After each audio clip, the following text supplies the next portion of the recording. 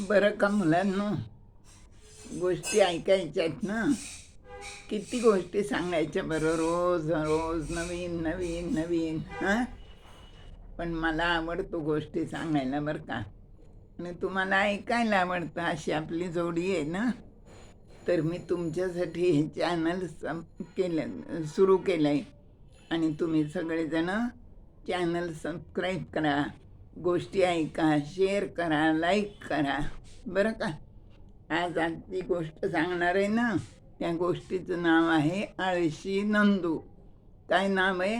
आळशी नंदू बरं का. तर एक किनी सावकार असतो बरं का, श्रीमंत असतो खूप अगदी. त्याला 4 मुलं असतात आणि त्याची 3 मुलं खूप हुशार असतात अगदी बरं का. ते खूप शिकतात अगदी आणि चांगल्या मोठ्या मोठ्या पदांवर असतात. एक कलेक्टर होतो, एक CA होतो आणि एक आधुनिक तंत्रज्ञान शिकून शेती खूप चांगली करतो. पण सगळ्यात धाकटा जो मुलगा असतो ना त्याचा, तो जो असतो ना, तो तो पण हुशार असतो, पण तो आळशी असतो. तो अभ्यासच करत नाही. त्याला अभ्यासाचा खूप कंटाळा येतो. अभ्यास बिलकुल करत नाही तो. मग काय, रडत पडत कसा तरी 10वी पास होतो तो. आणि तो काही पुढे शिकत नाही. शिकतही नाही आणि आळशी असल्याने तो कुठला कामधंदा ते पण काही करत नाही बरं का. मग पुढं मोठं झाल्यावर लग्न होतं त्याचं, त्याला मुलं होतात. जोपर्यंत सगळं एकत्र कुटुंब असतं, आईवडील असतात, तोपर्यंत सगळं आनंदात चाललेलं असतं. पण काही दिवसांनी ते आईवडील त्या मुलांचे गेल्यानंतर ती सगळी मुलं वेगळी वेगळी राहायला लागतात बरं का.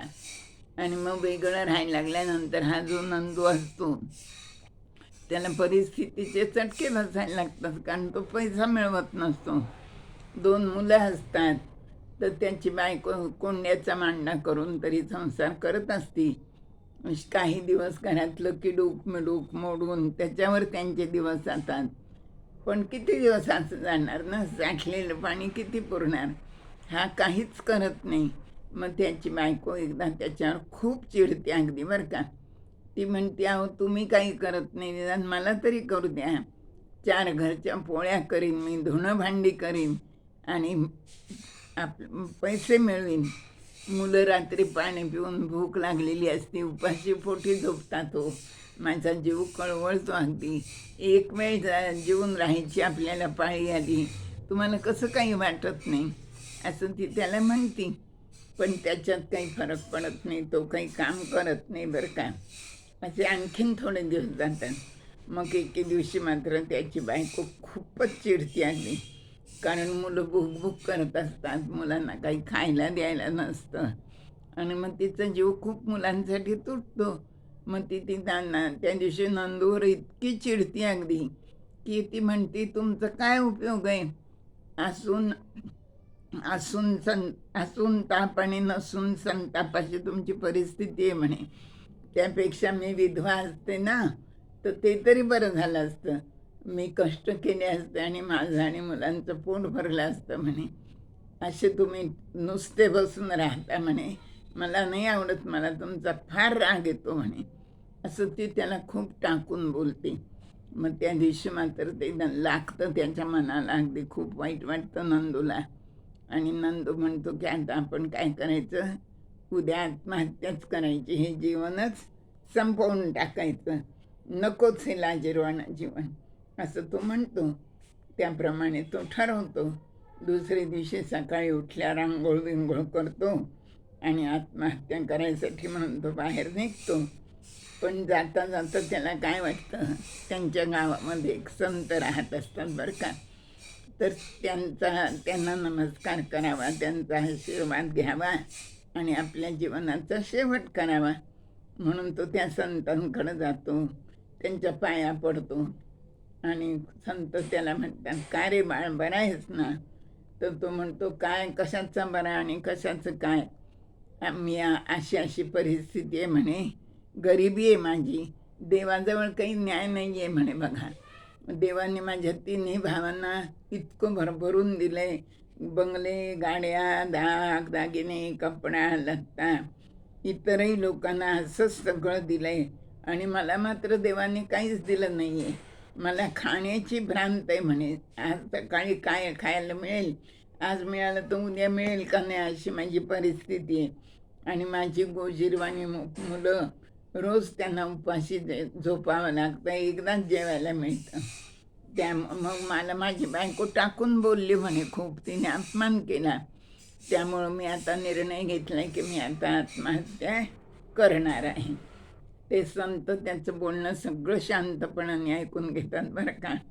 आणि ते त्याला परत विचारतात, अरे नंदू म्हणे, पण खरंच तुझा निर्णय पक्का ठरला आहे का? तो म्हणतो, हो हो, प्रश्नच काही नाही म्हणे, मी नक्की करणार आहे. परत एकदा ते विचारतात, बघ बरं म्हणे, नक्की ना? हां, नक्की करणार का? नंदू म्हणतो, अहो पक्क मी नक्की ठरवून आलो की आत्महत्या करायची आणि मी करणारच आहे. मग ते संत म्हणतात, ठीक आहे. मग ते म्हणतात, तू आता कसंही तुझा जीवच देणार आहेस ना, तर मग त्याच्यापूर्वी तू एक काम कर म्हणे, मी तुला 10,000 रुपये देतो आणि तुझे 2 डोळे आहेत ना, ते 2 डोळे तू मला दे म्हणे. मग नंदू विचार करतो आणि तो म्हणतो, अहो मी डोळे कसे काय देऊ तुम्हाला? डोळे दिले तर मी ते आत्महत्या जिथं करायला जाणार आहे तिथपर्यंत मी जाईन तरी कसा म्हणे. डोळे दिले दिले तर मला दिसणार नाही, त्यामुळं मी डोळे काही देऊ शकत नाही. मग ते संत थोडेसे हसतात. मग ते म्हणतात, ठीक आहे, डोळे नाही न देऊ शकत, काही हरकत नाही म्हणे, मी तुला 20,000 रुपये देतो. किती? 20,000 रुपये देतो. त्यामुळं तुझं दारिद्र्य फिटेल आणि तुला आनंदात जगता येईल. पण त्याच्या बदल्यात तू मला तुझे दोन्ही हात दे म्हणे कापून. नंदू विचार करतो. तो म्हणतो, अरे बापरे, हात कसे कापून द्यायचे?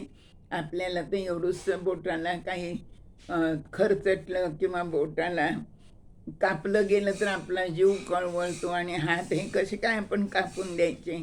आणि हात कापून दिल्यानंतर आपलं कसं काय काम आपल्याला करता येईल असं तो म्हणतो बरं का मनाशी. आणि मग त्यांना म्हणतो, मी काही हात तुम्हाला देऊ शकत नाही. मग ते संत ऐकून घेतात आणि मग ते परत हसतात आणि त्याला म्हणतात, बरं, हात नाही न द्यायचे, नको देऊस.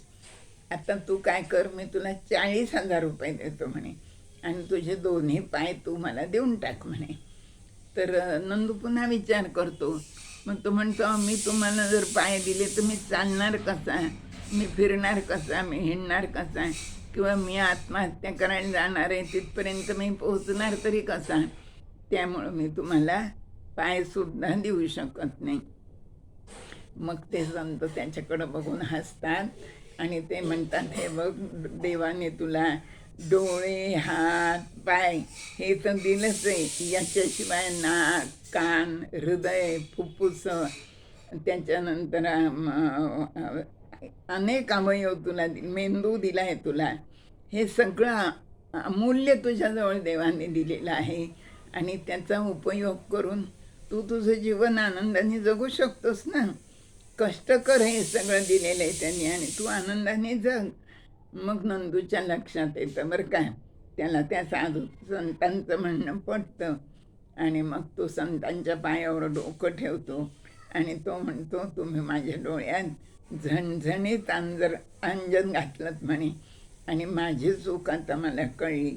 मी आता आळस सोडून मला जे देवाने अवयव दिलेले आहेत त्यांचा उपयोग करून मी भरपूर कामधंदा करून आणि मी माझ्या भावांसारखं आणि इतर लोकांसारखंच खूप आनंदी आणि सुखी जीवन इथून पुढं जगणार आहे आणि मी आता आत्महत्या काही करणार नाही.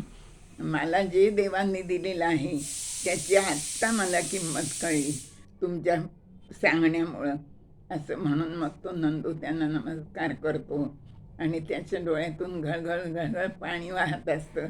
त्या पायावर त्याच्या डोळ्यातल्या पाण्याचा अभिषेक होतो त्या संतांच्या. आणि मग ते संतही त्याला पाठीवरून हात फिरवतात, कुरवाळतात आणि आशीर्वाद देतात आणि मग तो नंदू आपल्या घरी जातो आणि आपल्या बायका मुलांसह आनंदात राहायला लागतो, काम करायला लागतो, कष्ट करायला लागतो आणि अशा रीतीने तो आळशी नंदू कामसू होतो, उद्योगी होतो. तर ही अशी ह्या आळशी नंदूची गंमतशीर गोष्ट तुम्हाला मी सांगितली. आवडली ना गोष्ट? हो, मला माहिती आहे माझ्या गोष्टी तुम्हाला आवडतात. हो ना? धन्यवाद.